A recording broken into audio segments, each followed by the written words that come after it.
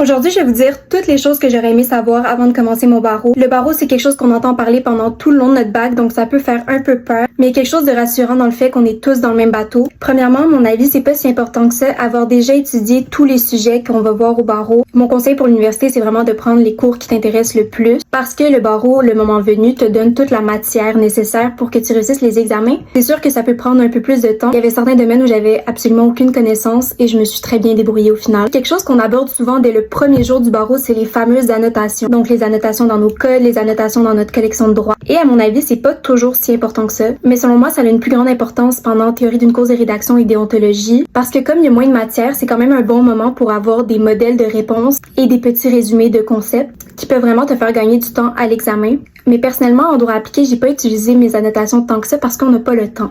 Donc, si t'as déjà un code de couleur, quelque chose qui fonctionne, tu peux l'utiliser. Mais si c'est pas le cas, t'as pas nécessairement besoin d'avoir une méthode d'annotation particulière. La seule chose que je trouverais vraiment utile dans les annotations, c'est d'avoir noté les formules en droit de la famille et en droit des affaires. Ensuite de ça, concernant l'étude pour droit appliqué, les capsules sont importantes pour faire un tour rapide de la matière, mais j'attarderai pas une importance particulière à prendre des notes. Par contre, ce qui est le plus important, c'est les codes. Il faut bien les connaître, être capable de trouver nos réponses facilement.